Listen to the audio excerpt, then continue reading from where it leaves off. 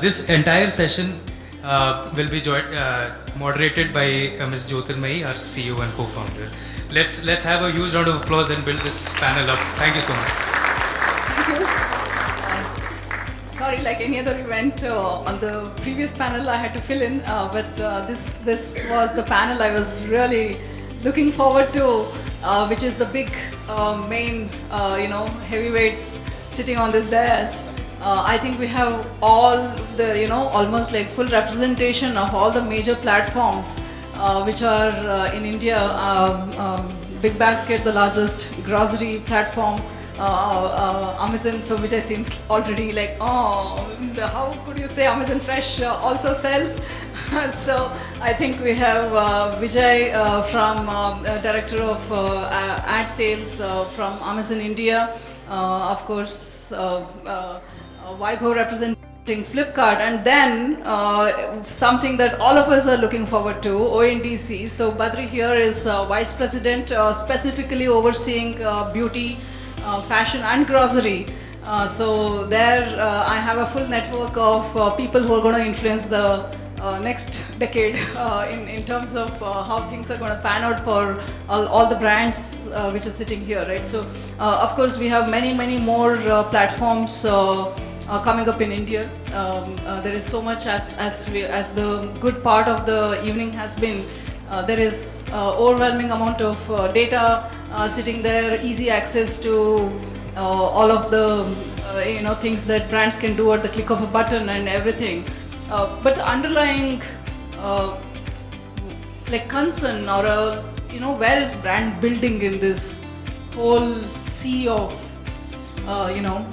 data and technology that we sit on, right? And where is the marketing aspect of brand building, and what can all of you here as online platforms and network, right, ONDC network, bring to the brands to aid in brand building? So I would like to open the panel with Vijay, would you, because the massive amount of data is sitting there, and like brand building, the focus on marketing and brand building for brands. This is the first question. I'll try to answer it the most interesting way to get the attention of the full house here. There's this concept in child psychology. It's called object permanence. I don't know if anybody's heard of it. So if you, let's say there is an infant, right, a month old, and that infant is playing with something, and you take it away. Now, in the mind of that infant, that object is lost forever. They don't know if that object exists in the universe or not. Now, as a child grows 3-4 months old, obviously the human brain is firing all guns, and the child develops what is called object permanence, where they realize that, oh, this object is not lost, might come back, right? So the child might still cry and ask for the object, but the child knows that the object now exists in the universe. Now, if any of you are wondering what's the connection, I think with all the selection, all the brands, all the everything that's available online and offline in this very large country, that's where the challenge is. All of us as consumers are like the infants. The moment you've seen a product and you move on, there may not be object permanence. And that is where the challenge probably comes for marketers, for sellers, whatever term, brands, whatever term you want to use. And I think there are only 3 pillars to sort this out. I don't think there's any shortcut, and I think there are far more accomplished people in the audience, who have done brand building all their life. But from an e-commerce point of view, I think there are only 3 pillars. There is education. You tell the person what's possible, whether that person is a seller, brand. Hey, this is what is going to be possible. This is what is on offer, or this is what is available. This is the opportunity. Define that, right? What's the headroom for growth? If you're already an accomplished brand, you might come in saying, oh, I'm already a market leader. So somebody has to tell you what's the headroom for growth. If you're someone new, then someone needs to tell you, hey, this is what your category looks like. So education, basic information. Then there is support. in India, and anybody who's representing an agency here will vouch for this. There's nothing called self-service. Buffet में भी कोई आके पूछता है चाय, coffee, roti, whatever you want, right? So in whether it's advertising or it's setting up in stock or whatever, you have to give support because because your customers expect it, and B, because they also need it. Multilingual country, most of our offerings are all in English. Maybe you'll change that, but so support is going to be needed, right? So that's the second kind of pillar. And the third one is insights. Even the most accomplished brands today don't know if they have done well or they have not done well. And if they have done well, what is that context under which they have done well? And how can they do better? For anybody in this space, as long as you focus on these three basics, and like I said, there are no shortcuts. As long as you focus on these three basics, you can create object permanence or whatever the equivalent of that is in marketing terms that you want to define it. You can create that in larger and larger cohorts of customers. So what you're saying is it's marketing isn't lost. It's more of we are clouded with this data, but it exists and it's going to be there in its full form. Focus on the basics. Yeah. Focus on the basics. Yeah. Vipul, would you like to see, are we losing the marketing essence in the larger play? Is this on? Object permanence, message permanence. And I think what happens today.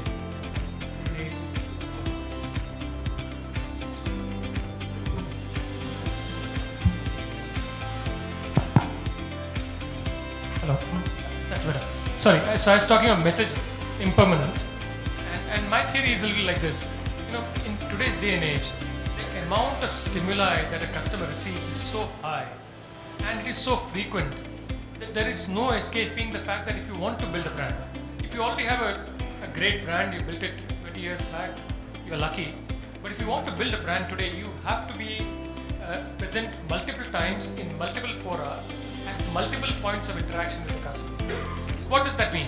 Let's say you're building a D2C brand or you're building a consumer brand, not a D2C brand. You need to be at the physical store.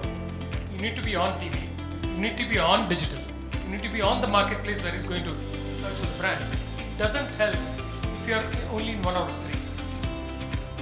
And that's really the problem today. Because the message impermanence comes from two things. One, customers constantly getting bombarded. He's got just too much of messages, too much of stimuli going into his brain. That's number one. The second thing is that the competition intensity has changed dramatically. The number of brands competing for attention is also very high.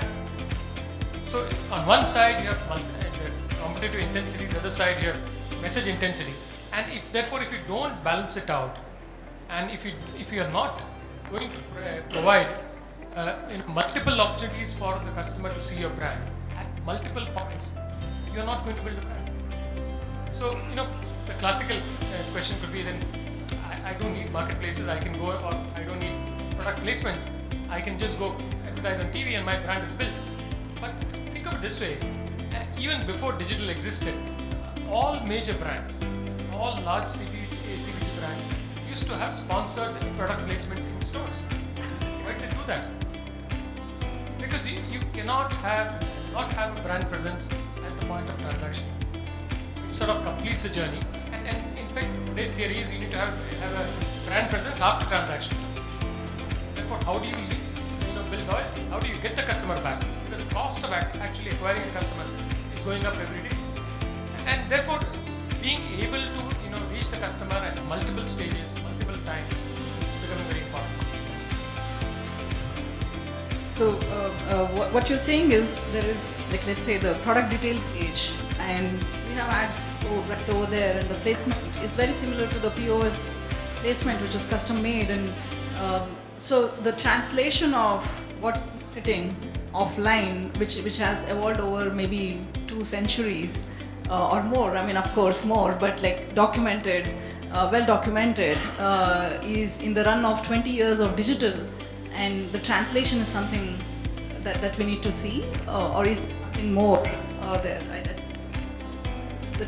What it means offline for marketers. I mean, we have a lot of CMOs in head of marketing people sitting in this room. So is it more of translating what was marketing before and what is marketing today, or has marketing changed? Marketing has changed. Marketing has changed quite dramatically, right? For all CMOs, there are three things that have changed. One, data availability. Second, understand more knowledge about your customer. Right? You know more transaction data. You know more about your customers. You know where they're coming from, where do they buy. You know a lot of post-purchase behavior. Because you get a lot of product feedback. Think of it this way: somebody who transacts with any of us today online, we know where it's come from because they log in. We know what time of the day they bought it. We know how many products did they buy. You know how often do they buy. You know what times of the month do they buy. I can predict with great certainty what they will buy in the next order, and which you do today. We know, because they'll leave a review with every order or a feedback. You know what they thought, the service of the product, of the entire experience. If they interact with customer service, you know now what they thought of it. So therefore, the amount of data that's available to marketeers is of a completely different level. And this is now becoming real time. Effectively, the consumer centricity of marketing has stayed, and it has just got many notches up, in fact, for marketers to unlock and continue to deliver on the marketing element. For ONDC, right, Badri, when we talk about all of these things, there is an element of every seller going online, right? And that's the disruption what let us say we saw with fintech on finance is going to happen with retail in many ways.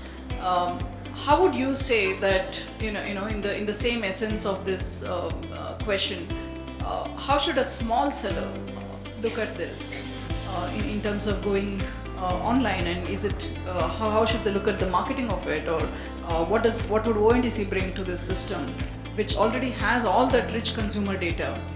What can ONDC do to this ecosystem? Thanks, Jyoti. I can't control my emotions. I'll definitely add my 2 cents to their points. So 2 more things. I think brands being insightful and being relevant would be a great floodgate for future targeting future consumers and retargeting future consumers. And from a ONDC perspective, I'll come to your question. We don't talk about India, we talk about Bharat. Okay. So what we see here, highly concentrated brands, targeting brands, consumers and retargeting it. Very highly metro phenomenon. It's not even 1% of India. So I'll give you some context to it. 2 decades of e-commerce evolution in India, and we are a country of 12 million retailers, 1 million wholesalers and distributors, with multiple layers of complexity to the supply chain. Right? What we see in 2 decades of evolution in digital commerce and very high penetration of internet. The cheapest internet in the world, very high penetration of the smartphones, digital literacy, less than 1% of our sellers are digitized. Where we see the opportunity for all the marketers in the room is there is a 100x opportunity lying in the market for all of you to target. And let's see the demand side of it. As we know, less than 6% of the GMV is contributed by the digital commerce. That means there also we see 15x growth. Combined together, and it's a multiplication. 1500x growth potential for Bharat in terms of digital commerce.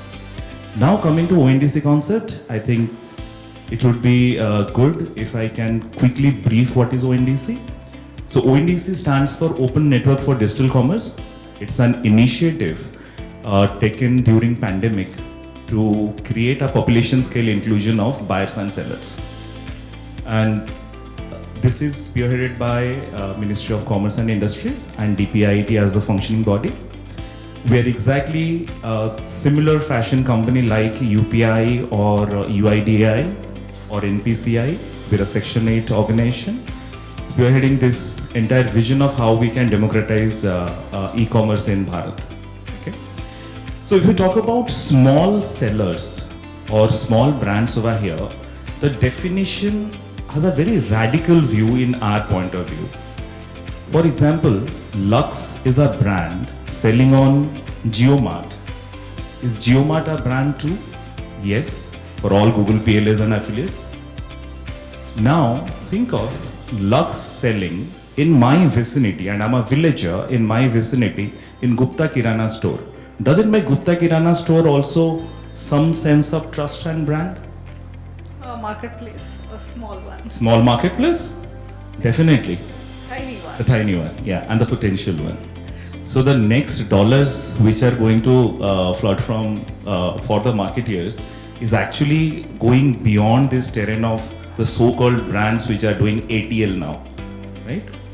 So how ONDC is going to help them? ONDC has decoupled or decentralized the entire value chain of e-commerce into three major components. One is a buyer side, where the customer does discovery of any product or brand, makes a cart and does a successful checkout. So any entity who has a buyer or a digital customer can contribute there and become a buyer side application. And here it's not limited to the current e-commerce, but definitely think of telecommunication. Banks, IRCTC, Siri, Alexa, WhatsApp, Facebook. They all have digital customers and beyond our imagination. Now look at the seller side of it. Seller side is anybody who has a capability of managing a catalog with respect to pricing, inventory and orders, or a capability of managing sellers who manage catalog can become a seller side application.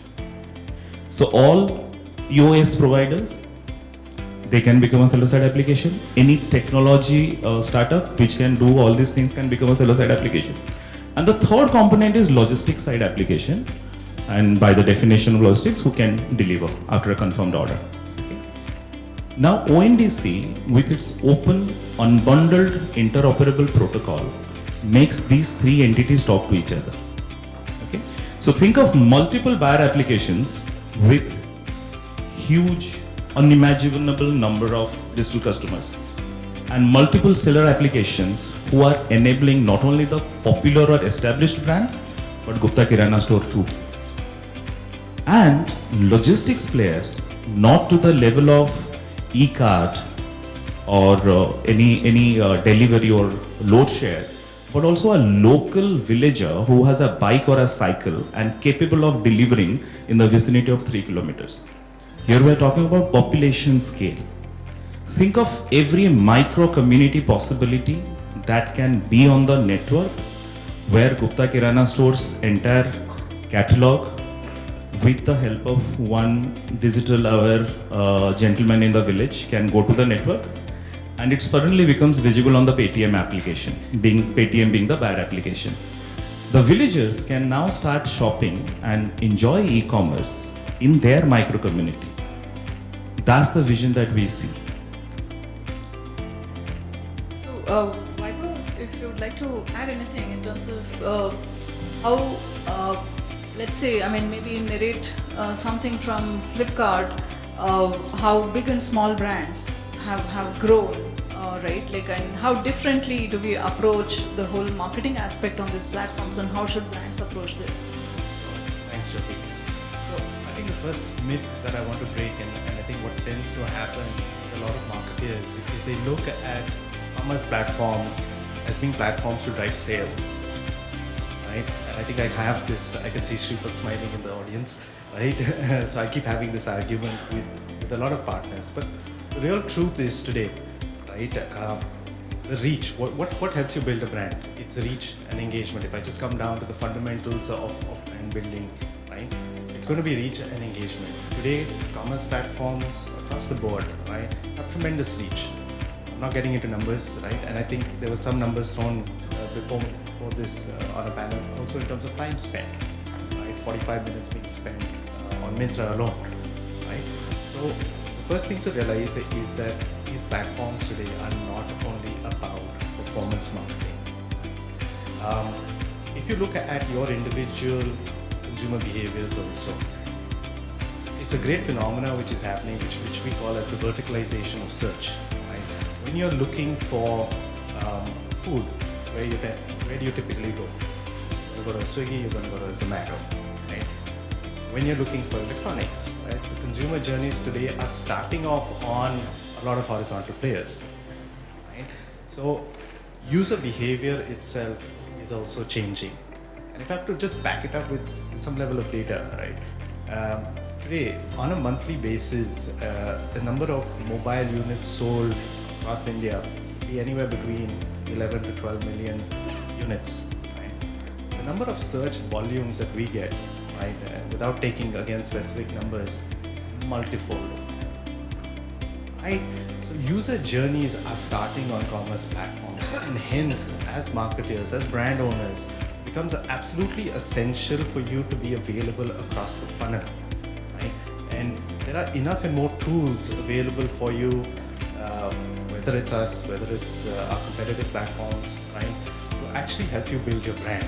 Right? There are enough assets, there are enough experiences, there's deep insights which will help you understand what's happening. And using that, you're able to actually build your brands. And we've had many, many successful examples working with D2C brands, working with small sellers, building them up. So it's really, I think it's a mindset which needs to change, right? And I think that's where we need to go. Effectively, I mean, earlier, what you're also saying, Vaibhav, is the journey starts online. And and it can go offline for purchase, or even for eventually for reconsidering different products and everything. So in this omni-channel transition that happens, right? Like, I mean, not the omni-channel from the traditional term, sorry. I meant more like online to offline and many of these things. There is a marketer's challenge, right? So all of us have just got a way to use accountability, attribution of investments and everything. So this is every time this is what we discuss. I mean, there is so much money spent online, right? And not like a lot as compared to the ATL thing today, but we have huge reach.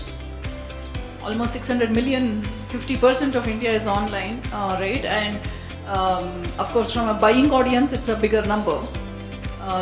From a buying audience, in the sense, the customer who has the purchase power, because 1.4 billion is a lot of kids and everything. So the 600 is actually over-indexed in terms of the adult audience there who can buy, right? So while that happens, and while we reach all these customers on the online platforms to a large extent, 150 million today,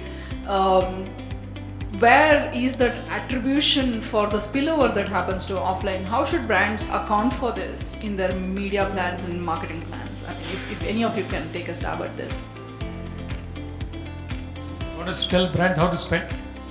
Not how to spend, but I think this is the CMO's trouble, because we know that when we stop spending online, things do dip. I mean, the consideration for the brand goes down offline also, especially for large appliances. Don't take it seriously. Just, I think, what's very important is digital has become part of your mix. It's not that first there's something wrong. You don't know why. And unless you have a very tenable reason why it's not part of your mix, I think you need to really very, very close.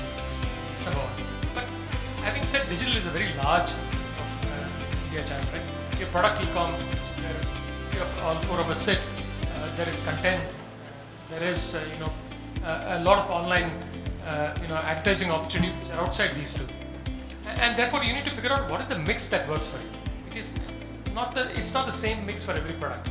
It's like automotive guy will advertise very differently in terms of media mix than a CPG person would, and therefore the same thing applies even online. You need to figure out which channel has maximum resonance with your product category. Where are you really going to find maximum uplift? And uplift is not about sales numbers. It's about how many people engage with your brand, how many people respond to your brand, how many people see your brand, what kind of impressions are you able to get, what kind of interest levels do you generate. And I think it's important to track. Now, what happens here is that this is a black box. Unlike earlier media where you had standard GRPs, TRPs, or reach. You don't have that number in a lot of cases. So marketers struggle with this and they say, okay, forget it. It's too complex for me to figure this out. But the simple thing to do is experiment.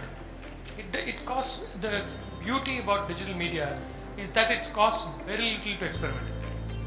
You do 5 experiments, it will cost you less than one simple print ad for any large brand. Forget about smaller brand. And that will tell you very, very quickly which are the places that you need to present.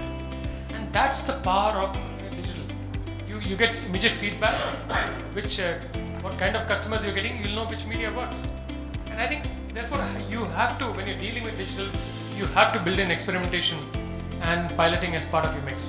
And that's one way to get started. And not worry too much about whether you know exactly, how do I, this is my TG and this is my, if I spend, let's say 25 crores in IP and this is the, these are the GRPs I'll get. How do I build an equivalent online model? Right? And there you need to really figure out for yourself a lot of cases, because not for every brand you're not going to get data from a lot of digital marketeers, and therefore you'll struggle. Build your own data set, and you can do that very, very quickly. Thank you. Yes, Badri, absolutely. Well said. I think first of all we need to break that 4 walls of our own office where we are talking about the digital team is separate and the brick and mortar team is separate. That those walls need to be broken first.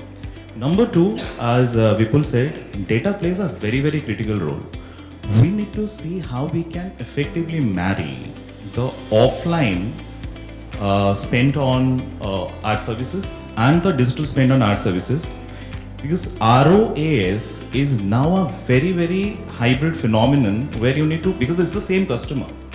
And Omni is a part of life now. People would explore somewhere but convert somewhere. Till the brand is getting sold, is there any harm? Yeah, absolutely. I think traverse the journey of the customer, which is fragmented, which is cyclic, and we have to figure out how to map those for any kind of attribution and accountability. But yeah, I think at the end of the day, sales are happening. I have a very unpopular opinion on this. I have been in digital. I have not worked in any other media. I didn't get any other job, so I've been in digital for. And you've been on the agency side of it, which would have also made it. I actually think that. And how many of you here, show of hands, if you would oblige me, work full time in digital media?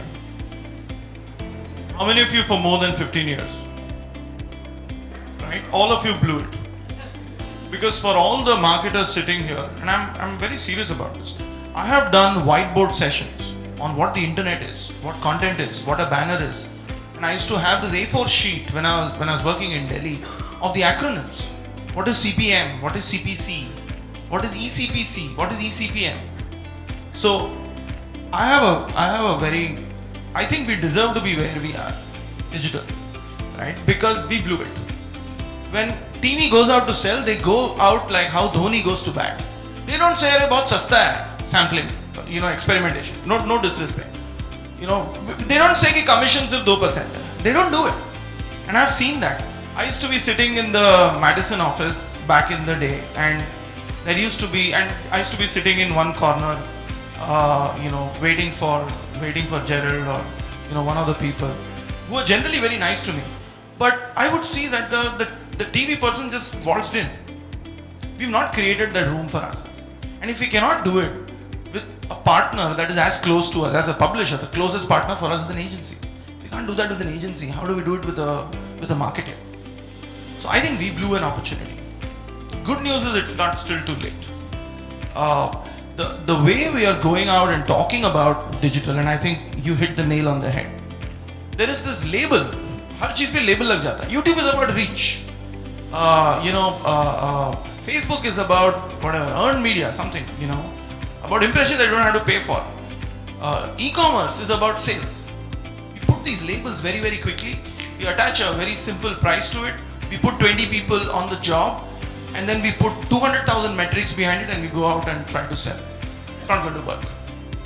It's not going to work. I don't think that's. I don't know much about TV, but if somebody can create like a multi-billion-dollar business with some 7,000 people on a panel, and we are not able to do it with data of, I don't know, 400, 300 million people, I think we blew it. So I think the responsibility is on publishers, agencies, all of us, to make our narrative bolder. Let's be like Dhoni. Yeah? Dhoni bhi zero pe out hota tha. But if anybody can recall how he comes out to bat, bhi IPL mein aayega, you know, amazing, right? He's coming out there with purpose. We need to do that. We need to stop selling ourselves short. And I think that's where it starts. I think it's wrong to blame the marketer. Marketers are business people. They want to buy what you give them. If you tell them, oh, this costs only 10 rupees, they take it. They're happy. But if you tell them it costs 100 rupees, sure, you'll have to work harder. But I would rather take that, change that and take that route. And that's my unpopular opinion. We need to stop selling ourselves short. So we got the title absolutely right, the role of platforms in building brands. So maybe we need that narrative. We need like the Philip Kotler of digital marketing to come in. We go and say all this and then we blame the marketer saying, oh, ANJ, you're spending only 2% of your budget. Yeah, because we didn't go and ask. We didn't go and sit down with them and tell them, okay, this is the grand plan that I got. Here is like a 100 crore plan for you. They'll probably kick you out the first time, politely, but they'll probably kick you out. But if we don't do that, if we don't take that leap, it's never going to happen. Our customers took a leap, right? They moved from wherever they were and they just went into mobile and they started using internet. Now they're consuming video. But we are all the digitally savvy people. We are afraid to take that leap. So maybe when we leave this room today, at least some of us will take that fearless leap. And it's okay if you get kicked out of, the marketer's office. You and your agency partner can go out and have a chai or a drink together and prep for the next meeting. But I think that reset is required. Baki sab, everything else is just conjecture. Thanks for that. I think it's more of the experiment even with what we do with the marketing itself and have that clear narrative as to what is it doing, and maybe we haven't got it. It's just 20 years, 2 decades of digital. As back to 2+ centuries of the whole at least from if you take print, it's at least a century of marketing that has gone in, and it's still young, and we should give it its room and space to evolve, right? Yeah. But be impatient. Yeah, absolutely. But be impatient. So while on one side we have this whole plethora of options for the customer on these platforms, and so much to do on the marketing side. I think we'll all go back home knowing that there is so much work to do in digital. There is a whole proliferation of, in terms of complexity that this digital brings for a lot of brands to, like demand forecasting, and then you guys make it really, sorry for you, all the platforms make it really complex with all these sale events which happen every 3 weeks, 6 weeks. So it just gets really tough for the brands and the marketers to start doing this. Especially, I think the biggest thing is we have seen out of stock, and they're in the playbook. Do check out one of the levers of marketing is simple availability, right? Just being available on the platforms is sales. So it has come down to that. I don't know. I have not been in logistics or in production side of things. I do not know much. But this whole demand forecasting itself is become such a critical thing. What would be your advice as platforms for brands to make sure they sell well and don't get into these complexities? So I think at one level, of course, we work very, very closely with the brands, right? Helping them understand how they should be stocking up, how should they be planning for the various events that you mentioned that they have. Right? So, and there are tools. We obviously provide them tools as well from a demand forecasting perspective. I'll share with you one anecdote, one experience when I went to meet a seller. Okay? This seller was in the fast fashion space. Works out of Delhi, manufacturer, right? He uses the inorganic way. So he really manufactures few SKUs, few different variations of the SKU, runs it inorganically through the ads platform, right? Tests what is the kind of response he's getting, is it converting, is it not converting, basis which he decides whether to invest in actually building and actually taking that out as another fashion line, right? So very, very interesting use of ads. Typically a person might not necessarily look at that. They look at, hey, I've got a product, I built a product, I need to sell it out. But someone here is actually testing what they should actually be spending their manufacturing capabilities on through the inorganic way. Right? So I think different ways in which you can actually do that. So in terms of this inventory planning, right, what would be, let's say just before sale events, right, there is so much complexity that comes into play.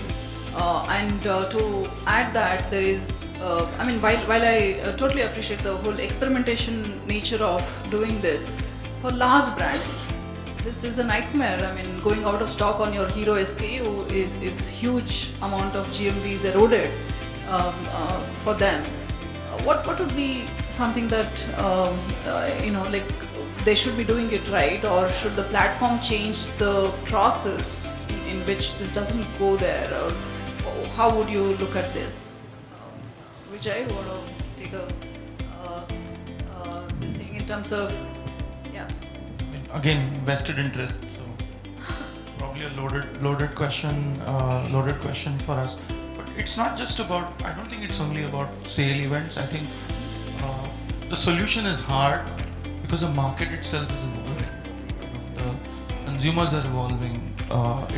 It's getting harder and harder to, because no market is selling one single product, right? It's usually a range, and then there is overlap between the customers that, you know, customers that these products are meant for.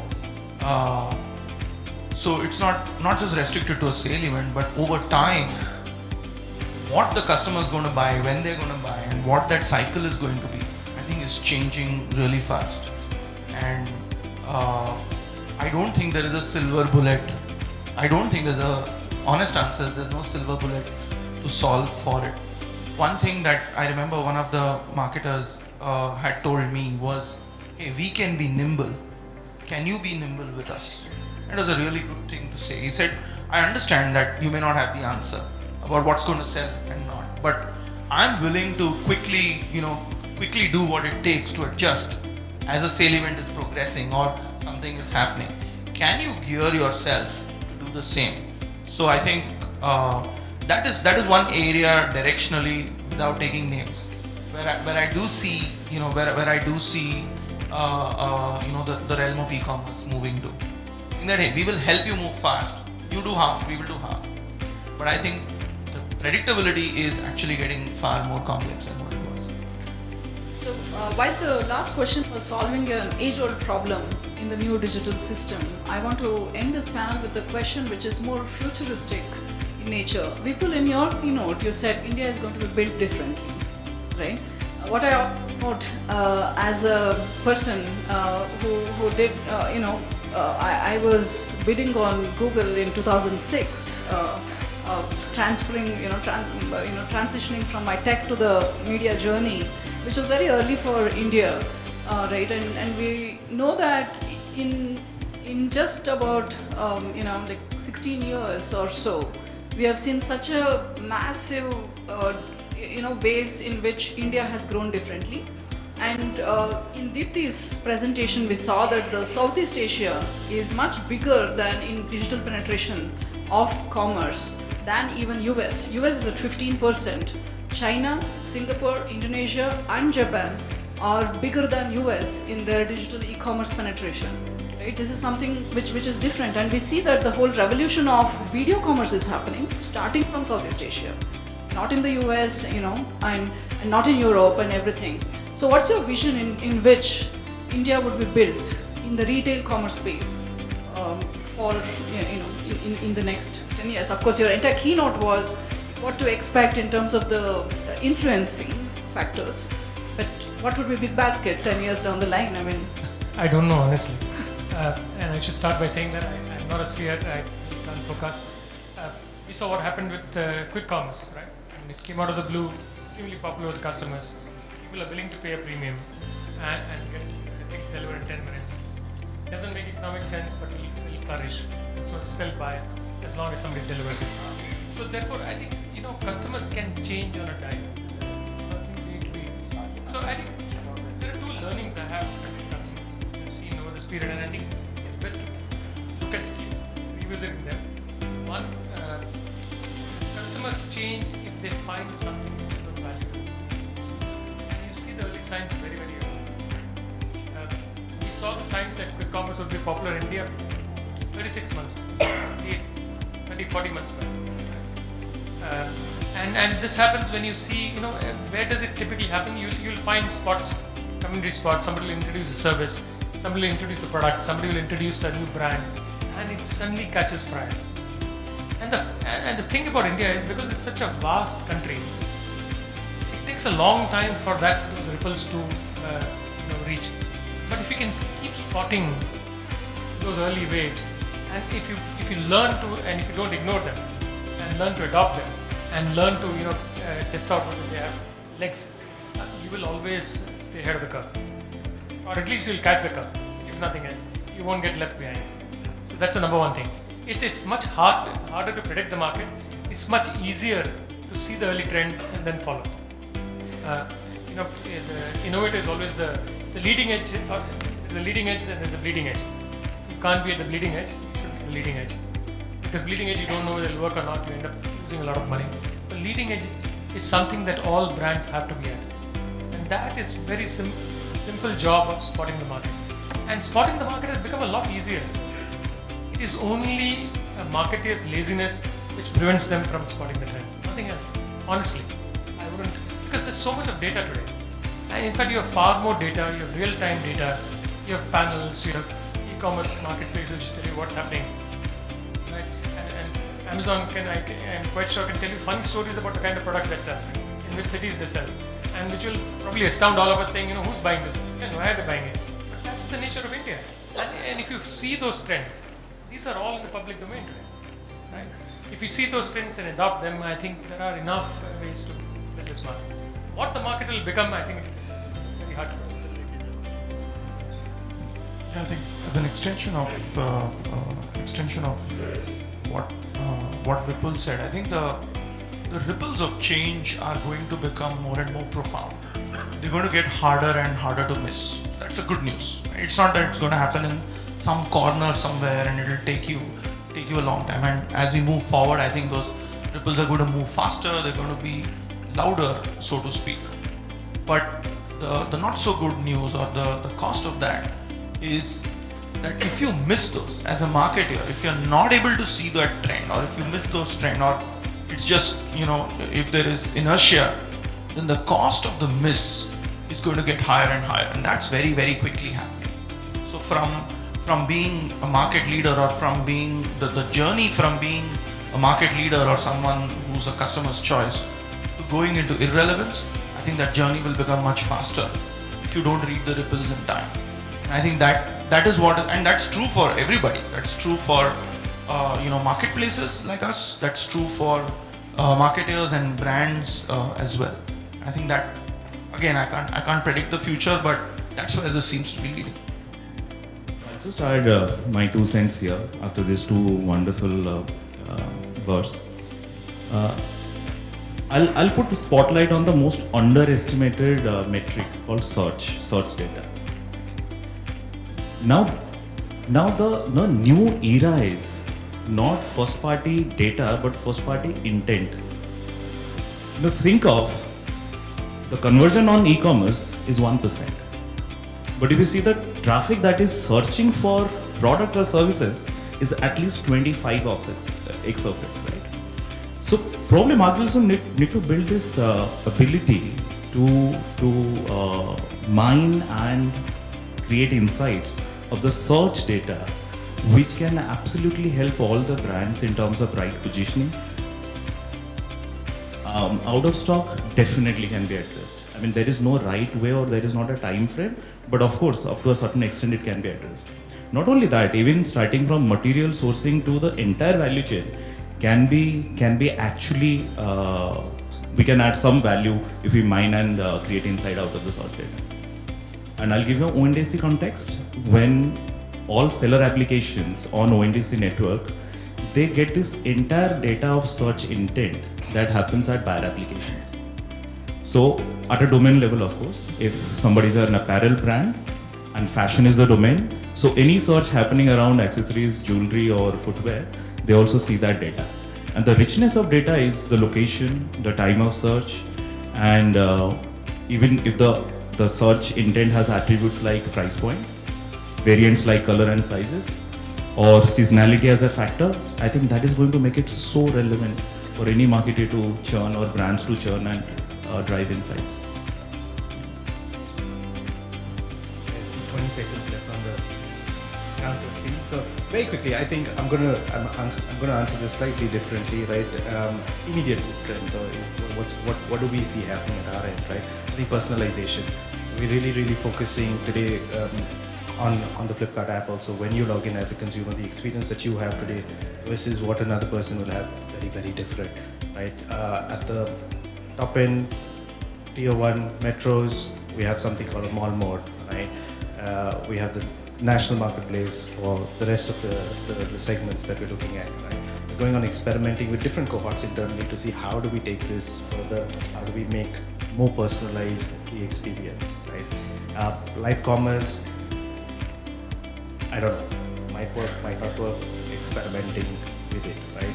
Gamification, AR, VR filters, I think what we're sensing, consumers typically a little bit more lazy, they want to sit in their house, they want to have that experience, whether it's figuring out whether a sofa would fit into their respective living room, whether a particular makeup shade makes sense for them to wear, right? Does it look good on them? So I think that's where the immediate future, that's where you'll see a lot of these experiences actually being launched on commerce platforms.